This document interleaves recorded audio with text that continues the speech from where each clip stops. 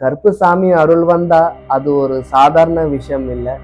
அருள் வந்தா சில பேர் உடம்புல தெய்வம் வரும். அந்த சில பேர் உடம்புல அம்மன் வரும், சில பேர் கிட்ட கருப்புசாமி வரும், வேற சில தெய்வங்கள் வரும். இது எல்லாம் மனசுக்குள்ள ஒரு நம்பிக்கையும் உண்மையான பக்தியும் இருக்கிற இடத்துல தான் நடக்கும். நம்ம எல்லாருக்கும் தெரியும். ஆனா இங்க ஒரு முக்கியமான கேள்வி இருக்கு. அது என்னன்னா, நம்ம உடம்புல வர தெய்வம் உண்மையான நமக்காக தானா, இல்லாட்டி மக்களுக்கு அவங்க கஷ்டம் சொல்லி இருக்கதானா? இங்க விஷயம் என்னன்னா, இந்த சக்தி எல்லாருக்கும் கொடுக்கப்பட்டது இல்லை. சில பேருக்கு அது அவங்க குடும்பத்துக்கு மட்டும்தான் கொடுக்கப்பட்டது.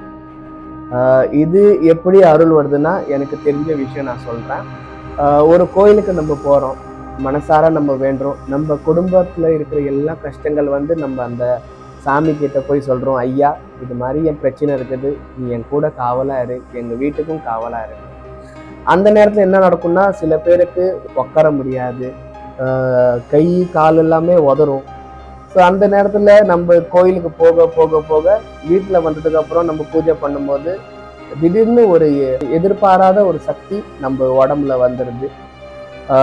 இது என்னன்னா, இது அந்த கோவிலுக்கு போறோம், நம்ம வேண்டுறோம் இல்லையா, ஸோ அந்த எங்க கூட காவலா இருங்க. ஸோ அந்த காவல் தான் நமக்கு உடம்புல இருக்குது.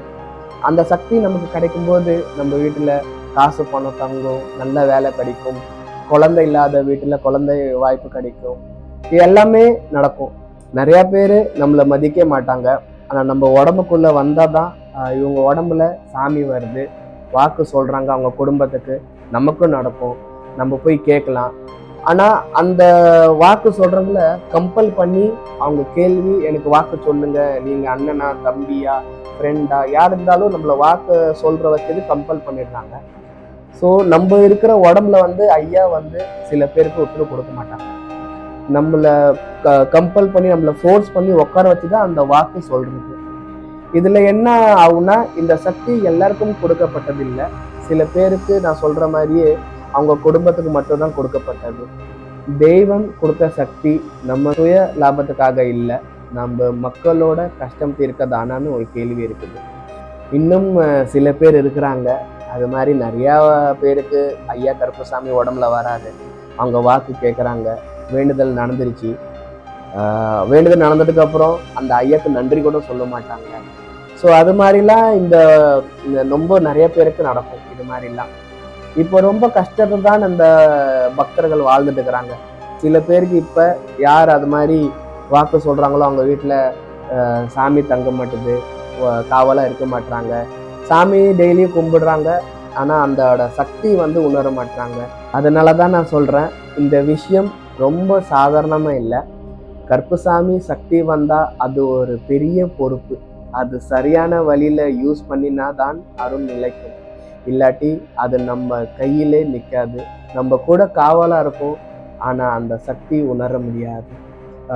ஐயா வந்து நிறைய பேருக்கு அருள் வாக்கு சக்தி கொடுத்துக்கிறாரு உடம்புல வர்றது.